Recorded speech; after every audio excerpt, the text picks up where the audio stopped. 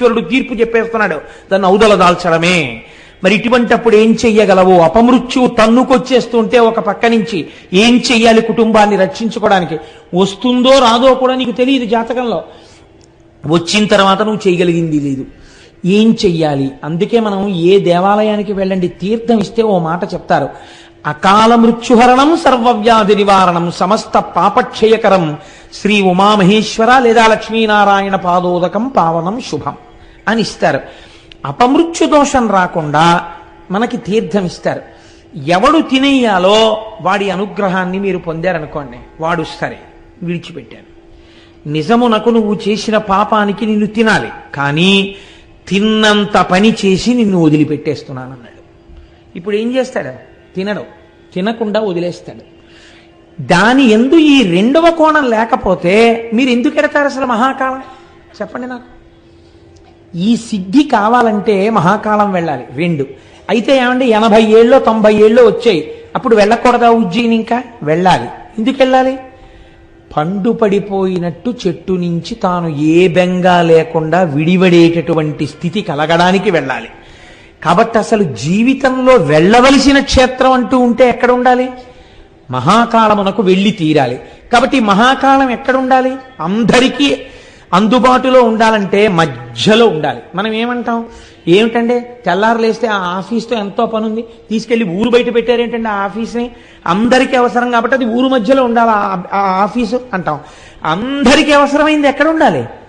ఊరి మధ్యలో ఉండాలి. అందరికీ అవసరమైన క్షేత్రం ఎక్కడ ఉండాలి? భారతదేశానికి మధ్యలో ఉండాలి. అందుకే భూమధ్య రేఖ వెడుతున్న చోట ఈ క్షేత్రం ఉంది. మహాకాలము ఉజ్జయినికి ఉన్నటువంటి గొప్పతనం అది. భూమధ్య రేఖ వెడుతూ ఉంటుంది. వెడుతున్న చోట ఇక్కడ స్వయంభూగా స్వామి అవతరించారు. అవతరించడంలో కేవలము ఇదొక్కటే ఆయన ప్రయోజనమా? అపమృత్యువును తీయడం ఒక్కటే ఆయన లక్ష్యమా? కాదు. ఎప్పుడైతే అపమృత్యువును కూడా తీయగలడో ఆయనకుండే విశేషాధికారమేమి? మీరు కోరుకున్న కోరికని తీర్చడం ఆయనకి పెద్ద లెక్కలోనిదే కాదు. డిస్ట్రిక్ట్ కలెక్టర్ అండ్ మెజిస్ట్రేట్ ఉన్నాడండి, ఆయన కలెక్టర్ గారు మెజిస్ట్రేటు కూడా. ఆయన తలుచుకుంటే భూమికి పట్టాలు ఇచ్చేయగలరు. భూమికి పట్టా ఇవ్వగలిగినటువంటి కలెక్టర్ గారు, ఎవరికైనా ఏదైనా బాధ వస్తే పరిహారాన్ని ప్రకటించగలిగినటువంటి కలెక్టర్ గారు, ఎవరో ఒకరు వెళ్ళి, అయ్యా నేను చాలా కష్టంలో ఉన్నానండి, నాకు నెలకి ఒక 100-50 వచ్చే ఏర్పాటు చేసి పెట్టండి అంటే ఏదో ఒక పథకంలోంచి ఆయన ప్రీతి పొందితే ఒక ఆర్డర్ వేయడం ఆయనకి గొప్ప? ఆయన చేసేస్తారు. ఎందుకనంటే ఆయన యొక్క పదం అటువంటిది. అంత గొప్ప అధికారములతో కూడిన పదవిలో ఉన్నవాడికి ఒక చిన్న పని చేయడం పెద్ద గొప్ప ఏమిటి? అపమృత్యువునే తీసేయగలిగినటువంటి వాడికి మీరు కోరుకున్న కోరిక తీర్చడం పెద్ద విషయం ఏమిటి? అసలు దాని గురించి లెక్కే లేదు. ఏ కోరికైనా తీర్చేస్తాడు ఆయన. కాబట్టి ఉజ్జయినియే, అంత గొప్ప క్షేత్రం ఉజ్జయిని. అది ఒకానొక నాడు అంతర్జాతీయ ఖ్యాతిని చూరగొన్నటువంటి పట్టణం. మహాకవి కాళిదాసు, భోజరాజు ఇద్దరూ నడయాడినటువంటి ప్రాంతం ఆ ఉజ్జయిని. అక్కడ అసలు ఆ స్వయంభూలింగం ఎందువల్ల ఏర్పడిందో మీరు ఒక్కసారి వినేటటువంటి ప్రయత్నం చెయ్యండి. పూర్వకాలంలో ఆ ఉజ్జయిని పట్టణమునందు వేదప్రియుడు అనబడేటటువంటి ఒక బ్రాహ్మణుడు ఉండేవాడు. ఆయన పేరే వేదప్రియుడు. మీరు ఈ మాటని అర్థం చేసుకునేటప్పుడు ఒక్క విషయం అర్థం చేసుకోవాలి. చాలా అందమైనటువంటి పద్యాలు, అందమైనటువంటి శ్లోకాలు ఇచ్చారు. అందులో మానకయందు నుండు నిగమప్రియుడున్ ద్విజవర్యుడు ఈశ్వరార్చానియత వ్రతుండఖిల సద్గుణ శోభితుడిద్ధకీర్తి అవ్వానికి నల్వురాత్మజులు పావనమూర్తులు లోకపూజితుల్ సూన శరారి పూజలను జొక్కుచు ఉండెడు వారలెంతయున్. ఆ వేదప్రియుడు చక్కగా త్రికాలములయందు సంధ్యావందనం చేస్తూ శివార్చనశీలుడై షట్కాలములయందు శివపూజ చేసి వేదము ఏమి చెప్పిందో దాని యందు అపారమైనటువంటి ధృతి కలిగినటువంటి బ్రాహ్మణుడు. మీరు ఇక్కడ ఒక్క విషయాన్ని అర్థం చేసుకోవాలి. అంత భక్తి కలిగి ఉన్నటువంటి వాడికి ఉండేటటువంటి ఫలితములు ఏమి అంటే, మీరు ఒకటి ఆలోచించండి. ఒక ఆయన ఇక్కడ మీకు అప్పుడప్పుడు నేషనల్ హైవే మీద కనపడుతుంటుంది ఈ సన్నివేశం. అక్కడే ఒక పుట్ట ఉంది. ఆ పుట్టలో ఒక బ్రహ్మాండమైనటువంటి త్రాచుపం ఉంది. ఆయనకి తెలియలేదు. తెలియక చీకట్లో వెడుతూ ఆకలేసింది. ఇక్కడ నేను 4 ఎండు పుల్లలు కనపడ్డాయి, వెలిగించుకుని గోధుమ పిండి కొంచెం నీళ్లలో కలుపుకుని ఓ రాతి మీద ఒత్తుకుని దీని మీద కొంచెం పుల్ల గుచ్చి ఇలా ఇలా చూపించి తినేద్దాం, ఆకలి తీరుతుంది అని చెప్పి కిందకి దిగాడు. నెగడు వేసి వెలిగించాడు. ఇప్పుడు అగ్నిహోత్రం వెలిగింది. ఈ అగ్నిహోత్రము వలన ఆయన కోరుకున్న ప్రయోజనం ఏమి? ఆయన ఏం కోరుకున్నాడు? చపాతీ ఇలా ఇలా తిప్పుకుని కొంచెం వేడెక్కిన తర్వాత కాస్త కాలితే తిని వెళ్ళిపోదాం, క్షుద్బాధ తీర్చుకోవచ్చు, ఆకలి తీరుతుంది. పూరీ పిండి డబ్బా ఉంది లారీలో, ఆ గోధుమ పిండి తీసి నీళ్లు కలుపుకుని ఒత్తేసుకున్నాడు. ఓ పుల్ల గుచ్చి అగ్నిహోత్రంలో ఇలా ఇలా చూపించాడు. ఆ లోపలే క్యాబిన్లో ఆవకాయ సీసా ఉంది, కాస్త ఆవకాయ ముంచుకు తిందామని పెట్టాడు. మంచి శీతాకాలం, బయట చలిగా ఉంది, ఈ నెగడు వెలుగుతోంది. ఆయన వెలిగించిన అగ్నిహోత్రమునకు మొదటి ప్రయోజనము చపాతీ కాల్చుకొనుట, అదే దాని ప్రయోజనం. కానీ బయట చల్లగా ఉన్న వాతావరణంలో ఆయనకి ఇప్పుడు వెచ్చటి సెగ తగులుతోంది.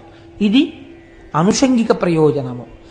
మీరు అడగకపోయినా ఆ ప్రయోజనాన్ని అగ్నిహోత్రం ఇచ్చేస్తుంది కదండి. నాకు అక్కర్లేదండి, ఎందుకంటే చలిగా ఉన్నా కూడా బయట నేనేమి ఈ వేడి కోరుకోలేదు, నా చపాతీ కాలిపోతే చాలండి అంటే అదేం విందో, అది ఇస్తుంది అంతే, దాని ధర్మం అది. 3, మీకు చుట్టుపక్కల పరిసరాల్లో ఎక్కడ ఏమున్నాయి అన్నది మీకు స్పష్టంగా కనపడుతుంటుంది. ఎందుకని? అగ్నిహోత్రమునందు ప్రకాశం ఉన్నది. ఆ ప్రకాశము చేత అది వెలిగినటువంటి దగ్గర చాలా దూరం చీకటి ఉండదు, వెలుతురు ఉంటుంది. నాకు ఎందుకంటే చక్క చీకట్లో కూర్చుందాం అనుకున్నాను, ఎందుకు ఈ వెలుతురు? అగ్నిహోత్రం ఇవ్వకూడదంటే అది ఆగదు, వెలుతురు ఇచ్చేస్తుంది. 4, అక్కడే తిరుగుతున్నటువంటి త్రాచుపాము నేను ఉన్న దగ్గరలో, నా పుట్ట దగ్గరలో వీడు అగ్నిహోత్రపు సెగ పెట్టాడు అని చెప్పి బుసలు కొడుతోంది, కానీ దగ్గరకు రాలేదు. ఎందుకు రాలేదు? అగ్నిహోత్రం వెలుగుతుండగా దానికి భయం, అందుకని అది రాదు. ఇప్పుడు అసలు ఒక పాము మీ దగ్గరికి రాలేకపోతోంది, మీరు రక్షింపబడుతున్నారన్న విషయం కూడా మీకు తెలియదు. మీకు రక్షణ అగ్నిహోత్రం ఇచ్చేస్తోంది. మీకు తెలియాలా ఈ విషయం? మీకు తెలియక్కర్లేదు. లేకపోతే ఎక్కడో దూరంగా ఓ పెద్ద పులి చూసింది కానీ రాలేదు, నెగడు చూసి వెనక్కి తిరిగి వెళ్ళిపోయింది. ఇన్ని ప్రయోజనముల మధ్యలో మీరు మీ చపాతీ కాల్చుకు తినేసి లారీ ఎక్కి వెళ్ళిపోయారు. ఇన్ని ప్రయోజనములు కూడా దానితో పాటు వచ్చాయని మీకు ఎరుక లేదు. అలాగే వేదమును నమ్మి, భగవంతుణ్ణి నమ్మి ఎవడు జీవితాన్ని అనుష్ఠానంలోకి తెచ్చుకుంటున్నాడో వాడికి ఏవి కావాలో అవి ఈశ్వరుడు వడ్డించేస్తుంటాడు. వాడు ఏడిస్తే ఇంక నేనుండి ప్రయోజనం ఏమిటి? వాడు నా కొరకు రక్షింపవలయు వాడు అని ప్రతిజ్ఞ చేశాడు ఆయన. వాడే ఏడిస్తే నేను ఉన్నానని లోకాన్ని నమ్మలు అవసరమన్నాడు ఆయన. అందుకని నేనున్నానని గుర్తించడానికి నేను అటువంటి వాడిని రక్షించుకోవాలి, వాడి కోసం కాదు, నా కోసం రక్షించాలి వాడిని అన్నాడు ఆయన. కాబట్టి ఇప్పుడు ఈశ్వరుడు ఏం చేయాలి? రక్షించాలి వాడిని. ఏమిటి రక్షణ అంటే? ఆయన ఏం అడగక్కర్లేదు, ఆయనకి ఏం కావాలో అది ఇస్తూ ఉండాలి. కాబట్టి ఏమి ఇచ్చాడు వేదప్రియుడికి? 4 కుమారుల్ని ఇచ్చాడు. 4 కుమారుల్ని ఇస్తే ఒకడు పనికి మాలిన వాడు కాడు. అందులో 4 సుగుణోపేతులే. తండ్రి గారు ఎంత ధర్మానుష్ఠానపరుడో కొడుకులు కూడా అంతటి ధర్మానుష్ఠానపరులే. అందుకని ఆత్మజులు, తండ్రి మురిసిపోయేటటువంటి కొడుకులు. 4 కొడుకులు చక్కగా వాళ్ళు రోజు త్రికాల సంధ్యావందనం, షట్కాల శివార్చన, ఒక్క అబద్ధం చెప్పకపోవడం, తండ్రి గారిని దైవంలా చూడడం, తండ్రి గారితో కలిసి పూజలు చేసుకోవడం, దొరికిన దానితో తృప్తిగా జీవించడం, అంత హాయిగా వాళ్ళ జీవితాలు వెళ్ళిపోతున్నాయి. కాబట్టి ఇప్పుడు ఏమైంది? భగవంతుణ్ణి నమ్మిన వాడికి అనుషంగిక ప్రయోజనములు కూడా వెళ్ళిపోతున్నాయి. ఈశ్వరుడు ముందే ఆలోచన చేస్తాడు. వీడు ఒకానొక సందర్భములో వీడు ఒకరి దగ్గరికి వెళ్ళి చెయ్యి చాపవలసి వస్తుందేమో, వీడు కొంచెం బెంగ పెట్టుకోవలసిన రోజు వస్తుందేమో, రాకుండానే ఆయన ఏర్పాటు చేసేస్తాడు. ఎందుకు చేసేస్తాడు? తన భక్తుడు బెంగెట్టుకోకూడదు, బెంగెట్టుకోకుండా అడ్డుకుంటాడంతే. ఎవరి రూపంలోనో వచ్చి అడ్డుకుని రక్షిస్తాడు. ఇది ఈశ్వరార్చనా కళాశీలుల యందు ప్రకాశించేటటువంటి రక్షణ. కాబట్టి ఇప్పుడు ఆయనకి 4 కొడుకులు పావనమూర్తులు చక్కగా ఈశ్వరార్చన చేస్తున్నారు. ఈ 4కి పేర్లు పెట్టుకున్నాడు. పేర్లు పెట్టుకోవడంలో ఆయన ఎంత సంస్కారవంతుడో మీరు గమనించాలి. ఇంట్లో ఉన్న పిల్లల యొక్క పేర్లు పిలుస్తున్నప్పుడు ఇంటి యజమాని యొక్క సంస్కారం బయటికి వచ్చేస్తుంది. చట్ ఫట్ ఠప్ అనేవో పేర్లు ఉన్నాయనుకోండి, దిక్కుమాలిన పేర్లు, వీడి వ్యగ్రత బయటపడుతుంది. ఆ పెట్టుకున్నటువంటి పేర్లు అందంగా ఉన్నాయనుకోండి, చూసేటప్పటికీ మనకు పొంగు వస్తుంది. అబ్బా ఎంత గొప్ప పేర్లు రా ఇవి అనిపిస్తుంది. చూడండి, అందుకని ఆయన పెద్ద కొడుక్కి దేవప్రియుడు అని పేరు పెట్టుకున్నాడు. రెండో వాడికి ప్రియమేధుడు అని పెట్టుకున్నాడు. మూడో వారికి సుకృతుడు అని పెట్టుకున్నాడు. 4 ఆయనకి సువ్రతుడు అని పెట్టుకున్నాడు. ఎంత చక్కటి పేర్లు చూడండి. పురాణ పరిశీలనమునందు మనం జీవితంలో నేర్చుకోవలసిన విషయాలు అనేక ఉంటాయి.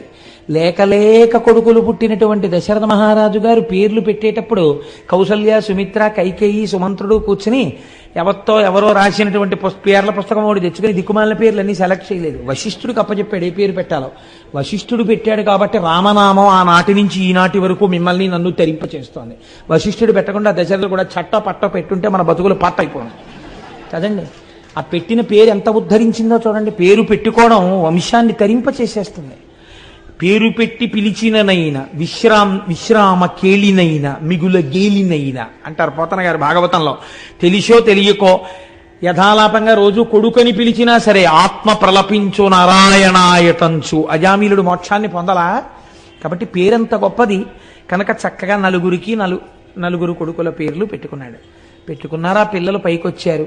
వేదప్రియుడేమయ్యాడు ఇక చెప్పక్కర్లేదు దాని గురించి. ఇంత జ్ఞానం కలిగిన వాడు ఒక వయస్సు వచ్చిన తర్వాత 4 పిల్లలు చక్కగా యోగ్యులై ఉన్నారు. మనస్సుని భగవంతుని యందు పెట్టాడు, భగవంతుని యందు లీనమైపోయాడు. అంటే ఆద్యంతము ఏ వస్తువుని పట్టుకోవాలో ఆ వస్తువుని పట్టుకున్నవాడు ధరించడం వరకు కూడా ఎవరు చూసుకున్నాడు? ఈశ్వరుడు చూసుకున్నాడు. కాబట్టి ఇప్పుడు ఆయన బిడ్డలు ఆయన లాంటి వాళ్ళే.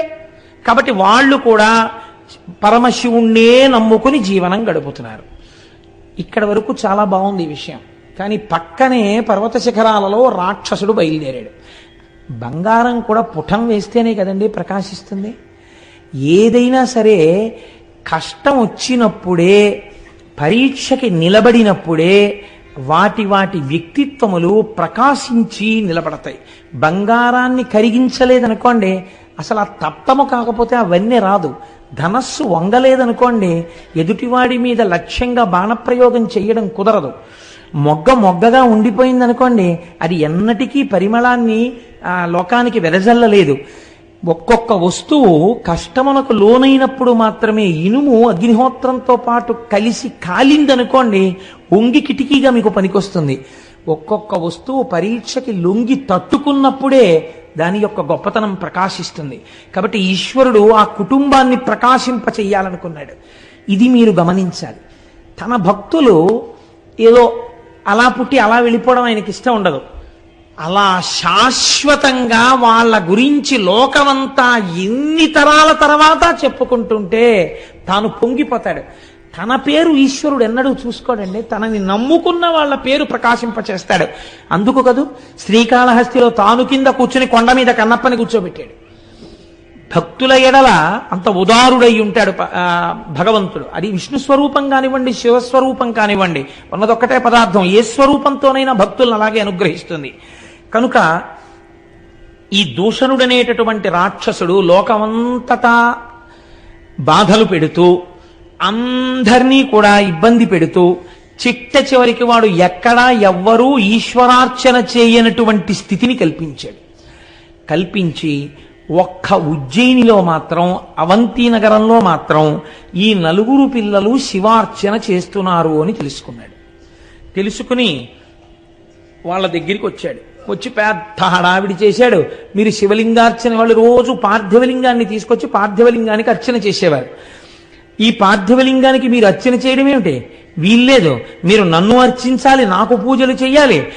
వీడెంతటి వాడు పశుపతి, ఇటువంటి వాళ్ళని ఎందరినో గెలిచాను నేను, మీరు విడిచిపెడతారా, నేను లింగాన్ని ధ్వంసం చెయ్యనా అని అడిగాడు.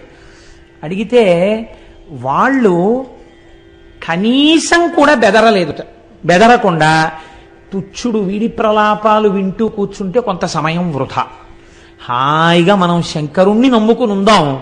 శంకరుడు యొక్క రక్షణ యందు మనం ఉండగా మనకి భయం ఏమిటి అనుకున్నారట వాళ్ళు. అంటే మీరు ఇదే నేను చెప్పింది. అగ్నిహోత్రమును చపాతీ కాల్చుకోవడానికి మీరు ప్రకాశింప చేస్తే మీ చలి తీరినట్టు, పులి రానట్టు, మీరు భగవంతుణ్ణి నమ్ముకుని ఉంటే అనుషంగిక ప్రయోజనాలు కొన్ని కలుగుతాయి. ఏమిటో తెలుసా అండి? నిర్భయత్వం మొట్టమొదటిది. ఎందుకు వస్తుందో తెలుసా? ఒక పెద్ద నమ్మకం. నేను ఒక్కడిని ఉండడం ఏమిటి, నాతో పరమాత్మ ఉన్నారు, ఆయన ఎప్పుడూ నన్ను రక్షించుకుంటుంటారు. ఆయన నాకు రక్షకుడై నా పక్కన ఉండగా నాకే ప్రమాదం వస్తుంది? నాకేం రాదు, నన్ను నా స్వామి కాపాడుకుంటాడు, ఆయన నాకు రక్షకుడై ఉన్నాడు అని మీరు ఎవ్వరితోటి వాదించడానికి ఇష్టపడరు. ఆయన నన్ను రక్షిస్తుంటాడు, నేను ఆయన వస్తువుగా ఉంటే చాలు. ఈ నమ్మకం ఎవడికి ఉందో వాడికి బ్రతుకున్నది. వాడి జాతకంలో అపమృత్యు ఉన్నా మహాకాలము వెళ్ళి వీడు తప్పించగలడు అని నమ్మిన వాడెవడున్నాడో వాడికి అపమృత్యువు లేదు. నువ్వు నమ్మగలవా? ఆ నలుగురిలా నలుగురు నమ్మారు, నమ్మని వాళ్ళు లక్షలున్నారు. నమ్మని లక్షలు పోయాయి, నమ్మిన నలుగురు మిగిలేరు. వాళ్ళ కోసం జ్యోతిర్లింగం వచ్చింది, స్వయంభూలింగం వచ్చింది, ప్రమాణం నీ కట్టెదుట కనపడుతోంది. అప్పుడు వాళ్ళు విశ్వాసంతో చేశారు, నీకు ప్రమాణమే కళ్ళెదుటుంది, అయినా నువ్వు నమ్మలేనంటే నిన్ను ధరించగలిగిన వాళ్ళే. ఇది భక్తిలో మీరు అన్వయం చేసుకోవలసినటువంటి విషయం. కాబట్టి ఇప్పుడు ఏం చేశాడు ఆ దూషణుడు? కదలక బ్రాహ్మణుల్ శివునిగాంచుతూ ఓం హరయంచు నుండి అప్పదనున లింగమూర్తిపై భారములేని బలంబుతోచే అప్పదవిని దివ్యలింగము విభామయమద్భుత వీధి తిచ్చటల్ బొదలగనుద్భవిల్లి పెనుబూదియునొచ్చను మిటిరక్కసున్. ఎప్పుడైతే ఈ నలుగురు బ్రాహ్మణుల మీద కూడా కత్తి ఎత్తి కంఠం మీద వెయ్యబోతున్నాడో వాళ్ళు కదలకుండా, ఆ కత్తికి చెయ్యడ్డు పెట్టకుండా హర ఓం హర హర హర అంటూ వాళ్ళు అలాగే కూర్చున్నారు. ఉన్నాడు ఉన్నాడు ఈశ్వరుడున్నాడు, ఆయన రక్షించుకుంటాడు, ఆయన రక్షణే మాకు లేనినాడు దూషణుడు అక్కర్లేడు, చీమ చేతిలో మేము చచ్చిపోతాం చాలు. మాకు పెద్ద విశేషం అండి. కారే రాజులు రాజ్యముల్ గెలువరే గర్వోన్నతిం పొందరే వారేరి సిరి మూట కట్టుకుని పోవంజాలిరే భూమిపై పేరైనం కలదే శిబి ప్రముఖులను ప్రీతిన్ యశక్కాముల ఈరే కోర్కెలు వరలంతలపరే ఈ కలమున్ భార్గవ. అన్ని దేవాలయాలు కొల్లగొట్టి అన్ని దేవాలయాలు పాడు చేసి లోకమంతా గెలిచాననుకున్న అల్లావుద్దీన్ ఖిల్జీ తన నాలిక తాను కరుచుకు చచ్చిపోయాడు. నేనిన్ని పనులు చేశాననుకున్నటువంటి ఒక చక్రవర్తి మేడమెట్ల మించి కింద పడి చచ్చిపోయాడు. ఏ రూపంలో మృత్యు వచ్చిందో ఎవడికెరుక? ఏ క్షణంలో ఏ రూపంలోనైనా మృత్యువు రాగలదు. ఈశ్వరుడే తలుచుకుంటే ఏ రూపంలో వస్తున్నటువంటి మృత్యువునైనా ఆయన తప్పించగలడు. ఈశ్వరానుగ్రహం ఉందా రక్షింపబడతాడు, ఈశ్వరానుగ్రహం లేదా వెళ్ళిపోతాడు. కాబట్టి ఇప్పుడు ఏమైంది? వాళ్ళు హర ఓం హర అని ఉండిపోతే వాళ్ళు ఒక చిన్న పార్థివలింగాన్ని చేసి మట్టితో దాన్ని ఆరాధన చేస్తున్నారు. మీరు ఇది నమ్మవలసింది. చాలా జాగ్రత్తగా మీరు గమనించండి. ఈశ్వరుణ్ణి వాళ్ళు ఎక్కడ చూశారు? ఇక్కడే ఉన్నటువంటి మట్టిలో దోషుడితో మీరు ఇలా అంటే అదొక లింగం కదండి, అంతే కదా? ఓ మట్టి దోషుడితో రెండు చేతులతో ఇలా అన్నారనుకోండి, అది శివలింగం. మనం భయం వేసినప్పుడు వెర్రికేకలన్నీ వేస్తాం. ఎక్కడికి మీరు వెళ్ళినా మట్టి ఉండి తీరుతుంది. మీరు మట్టి మీదేగా ఉంటారు. మీరు ఇలా అని హరహర మహాదేవ శంభో శంకర అన్న ఉత్తర క్షణం పోయింది భయం. దేనికి భయపడుతున్నావు? ఎందుకు భయం నీకు? ఈశ్వరుడు అంతటా ఎప్పుడూ నీతోనే ఉన్నాడు. ఏమంటే నేను ఏ స్కూటర్ మీద ఉండుంటే వాయు రూపంలో ఈశ్వరుడు ఉన్నాడు, వాయులింగమై. ఆకాశ రూపంలో ఆకాశలింగమై ఉన్నాడు.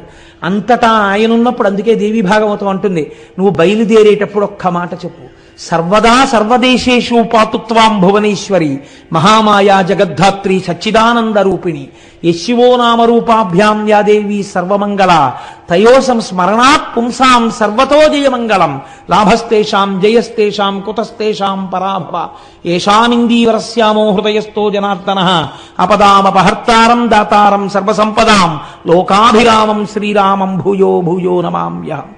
ఎవరా పార్వతీ పరమేశ్వరులను ఒక్కసారి స్మరించి బయలుదేరారో వాళ్ళకి అమంగళము లేదు, ఆపద లేదు. కనుక ఏమైంది? ఇక్కడ ఉన్నటువంటి ఈ చిన్ని పార్థివలింగంలోంచి మహాకాల స్వరూపముతో బయటికి వచ్చాడు ఆయన. అంటే ఇప్పుడు ఈ చూడబడేటటువంటి రూపం సామాన్యమైన రూపము కాదు. ఇది మీరు గుర్తుపెట్టుకోవాలి. శ్రీకృష్ణ పరమాత్మ విశ్వరూపాల్ని అనేకంగా చూపించారు మహాభారతంలో. ధృతరాష్ట్రుడికి కూడా కళ్ళిచ్చి ఒకసారి విశ్వరూపం చూపించారు. అది కాదు, గీతలో భగవద్గీత బోధ చేసేటప్పుడు అర్జునుడికి ఒక రూపం చూపించారు. ఆ రూపాన్ని చూస్తే అంతటి క్షత్రియుడు కోట్ల మందిని తెగటార్చగలిగినటువంటి వాడు భయపడిపోయి నేల మీద వాలిపోయి అయ్య బాబోయ్, ఈ రూపాన్ని నేను చూడలేను, నాకు భయం వేస్తోంది, ఉపసంహారం చేసేసాయి దీన్ని అన్నాడు. ఈ రూపంతో భీష్మంచ ద్రోణంచ జయద్రథంచ వీళ్ళందరినీ నేను ఎప్పుడో తినేశాను, నువ్వు నిమిత్త మాత్రం భవ సవ్యసాచి, నువ్వెవడే చంపడానికి, చంపుతున్న వాడిని నేను, చూడు ఎలా చంపేస్తున్నాను అని చూపించాడు. విశ్వమంతటా ఎన్ని ప్రాణులను ఈ కాలరూపంతో తినేస్తున్నాడో చూపిస్తే, సవ్యసాచి కురుక్షేత్ర యుద్ధంలో అంతమంది మొనగాళ్ళని పడగట్టినవాడు భయపడిపోయాడు. మీరెంత నేనెంత, కాలస్వరూపం లింగరూపములో బయటికి వస్తే అది ఇదే మార్కండేయ పురాణంలో యముణ్ణి కూడా తన్నింది, పడగొట్టింది. మృత్యువుకు మృత్యువై నిలబడింది, కాలమునకు కాలమై నిలబడింది, మహాకాలమై నిలబడింది. శివలింగంలోంచి ఆవిర్భవించాడు. ఎందుకంత కోపం? ఎప్పుడైనా వచ్చిందా అంత కోపం స్వామికి? తన భక్తులను చెనకడమా, ఇది ఆయన కోపం. ఈశ్వరుడికి ఇంత కోపము రావడానికి కారణమేమి? ఆయన భక్తుల జోలికి వెళ్ళడమే. అంతే. మహాకాల రూపంలో వచ్చి ఏమీ చెయ్యలేదుట, హుం అన్నాడంతే. బూడిద రాసులై పడిపోయాయి దూషణుడి సైన్యాలు. అంటే ఎంత వేడితో వచ్చిందో చూడండి. మరి అదే వేడి ఈ నలుగురిని చెనకదా? వేడికి ధర్మం కాల్చడం కదా, ఈ నలుగురు కూడా కాలిపోవాలి కదా, మరి కాలరు. ఎందుకని? అది పరమాత్మ స్వరూపం. అగ్నిహోత్రము ఒకడిని కాల్చి ఒకడిని వదలదు, కానీ ఈశ్వరానుగ్రహము. అందుకే నిన్నటి రోజున చెప్పాను, చేతిలో పట్టుకున్న ధనస్సు ఒకడికి భయకారకము, వేరొకడికి రక్షణ హేతువు. అలా ఆయన యొక్క హుంకారము దూషణుడి సైన్యాన్ని కాల్చింది, ఈ నలుగురిని కాపాడుకుంది. ఇది చూశారు. అబ్బబ్బబ్బా, ఏమి స్వరూపం ఈ స్వరూపం! చచ్చిపోయే వాళ్ళని చంపకుండా మిగల్చగలిగినటువంటి రూపం ఈ రూపం. ఈ కోణం దర్శించారు వాళ్ళు. చంపేసే రూపంగా చూడలేదు, చచ్చిపోయే వాళ్ళని వదలగలది ఈ రూపం. ఇంతమందిలో నలుగురు వదిలింది తన భక్తుల్ని. కాబట్టి ఇది మహాకాళ స్వరూపం. ఈశ్వరానుగ్రహం ఉన్నవాడికి అపమృత్యువు లేదు. ప్రదోష వేళలో శివమహాపురాణ అంతర్గతంగా ఇటువంటి క్షేత్రములకు సంబంధించిన మాటలు వినడము చేత మీరు శాబ్దికంగా ఉజ్జయినిలో మహాకాళ దర్శనం చేసేసినట్టే. ఆ ఫలితము ఉత్తర క్షణం మీ ఖాతాల్లో పడిపోతుంది. కాబట్టి ఇప్పుడు ఏమైంది? ఆ స్వరూపాన్ని చూసి పొంగిపోయారు దేవతలు. కాలరూపంలో వెళ్ళడం మేము చూశాం, ఇప్పుడు అది సాకారమై నిలబడింది, ఇలా కనపడదు ఇప్పుడు. కాబట్టి వాళ్ళందరూ వచ్చి స్తోత్రం చేశారు. ఈశ్వరా, ఈ రూపం మీరు ఇక్కడ లింగ రూపంలో వెలియండి. దేని కొరకో తెలుసా? పాపం ఎదరెదర వీళ్ళు నలుగురే కాదు, మిమ్మల్ని నమ్మిన వారెందరో ఉంటారు. నేను మొట్టమొదట మీతో ఒక మాట విజ్ఞాపన చేయడానికి కారణం అదే. ఆచారము తెలిసి భక్తితో వెళ్ళేవాళ్ళు, ఆచారము తెలియక భక్తితో వెళ్ళేవాళ్ళు. కానీ ఇద్దరూ సజ్జనులే, కానీ తెలుసున్నది అనుష్ఠానములో మాత్రం పెట్టాలి. ఇటువంటి సజ్జనులు, నీ మీద పూనిక ఉన్నవాళ్ళు, ఉన్నాడని నమ్మిన వాళ్ళు ఎవరొస్తున్నారో వాళ్ళు కాలమునందు పడిపోకుండా చూడవలసినటువంటి బాధ్యత, అటువంటి అనుగ్రహ ప్రసరణము కొరకు నీవు ఇక్కడ స్వయంభూలింగంగా ఉండాలని అడిగారు. తప్పకుండా ఉంటానని ప్రసన్నమూర్తి అయి వెంటనే మహాకాళలింగముగా ఆవిర్భవించాడు. ఆ మహాకాళలింగమే ఉజ్జయినిలో 3 అంతస్తులుగా ఉంటాయి శివలింగాలు. కింద నుండేటటువంటిది మహాకాళలింగం, మధ్యలో ఓంకారలింగం, ఆ పైన నాగేంద్ర స్వరూపమైనటువంటి లింగం. 3 లింగాలుగా ఉంటుంది. ఈ కింద నుండేటటువంటి మహాకాళలింగాన్ని భక్తులు వెళ్లి దర్శనం చేసుకుంటూ ఉంటారు. ఈ ఉజ్జయినిలో ఉన్న శివలింగము దగ్గరే ఒక ఆశ్చర్యకరమైన సంఘటన జరిగింది. చంద్రసేనుడు అని ఒక మహారాజు గారు, ఆయన ఈ ఉజ్జయిని రాజ్యాన్ని పరిపాలిస్తున్నాడు. గొప్ప శివభక్తుడు, ప్రతిరోజు శివార్చన చేసేవాడు. ఈ శివార్చనకి మిచ్చి పరమశివుడికి అత్యంత సన్నిహితుడైనటువంటి మణిభద్రుడు అన్నాయన, మా స్వామిని కొలిచేటటువంటి వాడు వీడు అని ఆయనకు ఒక మణిని బహూకరించాడు. ఈ మణిని నువ్వు కంఠంలో పెట్టుకుంటే ఇది రాగి, ఇత్తడి, ఇనుము దేన్ని తగిలినా బంగారంగా మారిపోతుంది. దేశంలో క్షామ ఉండదు, లేకపోతే అతివృష్టి ఉండదు, నీ దేశంలో అందరూ సుభిక్షంగా ఉంటారని ఆ మణినిచ్చాడు. ఆ మణికట్టుకు తిరుగుతుండేవాడు చంద్రసేనుడు. హాయిగా ఆయన రాజ్యం అంతా ఎంతో సంతోషంగా ఉంది. ఒకడు బాగుపడ్డమే కదండి మిగిలిన వారు ఏడవడానికి కారణమవుతుంది. కాబట్టి ఇప్పుడు లోకంలో ఉన్న రాజులందరూ ఒక తాటి మీదకి వచ్చారు. దీని కొరకు వచ్చారు? వాడు అంత సుఖంగా ఉండడం ఏమిటి? మీరు చూడండి లోకం ఎంత చిత్రంగా ఉంటుందో. ఎందుకు సుఖపడుతున్నాడలా అని అడిగి తాను కూడా మార్గంలో వెళ్ళిన వాళ్ళు కారు. ఆయన ఎందుకు అలా సుఖపడాలి? కాబట్టి ఆయన దగ్గర ఉన్న మణి మనం ఎత్తుకొచ్చేస్తే దీనికి ఒక పూత పూశారు. ఏం పూత పూశారు? క్షాత్ర ధర్మము. క్షాత్రం ఉన్నది మేము క్షత్రియులం, మేము రాజులం. బలమైనటువంటి వస్తువు, గొప్ప వస్తువు ఎవరి దగ్గర ప్రకాశిస్తోందో దాన్ని తెచ్చే అధికారం మాకుంది. ఒక్కడు వెళ్ళడానికి భయం, ఆయన శివభక్తుడు. అక్కడ మహాకాళలింగం వచ్చిందోసారి, కాబట్టి అందరం కట్టకట్టుకుని ఎడితే గొడవ ఉండదు, భయం ఉండదు ఇంకా. కాబట్టి ఇప్పుడు అందరూ కలిసి బయలుదేరారు. తప్పు పని చెయ్యడానికి కలిసినంత తొందరగా మంచి పనికి కలియడం అన్నది లోకంలో ఉండదు. కాబట్టి శ్రేయాంసి బహువిఘ్నాని, మంచి పని చేద్దామంటే విఘ్నాలు ఎక్కువ, అల్లరి ఎక్కువ. కాబట్టి ఇప్పుడు వీళ్ళందరూ కలిసి అవంతి మీద దండెత్తారు. దండెత్తి ఆ రాజు కోటని అన్ని వేపులా తలుపులు మూసేశారు, పట్టణానికి అన్ని వేపులా మొహరించారు. దేని కొరకు మొహరించారు? ఆ మణిని ఎత్తుకుపోవడానికి వచ్చారు వీళ్ళందరూ. రాజు చూసేట లోపల వేగుల వలన తెలుసుకున్నాడు, ఒక్క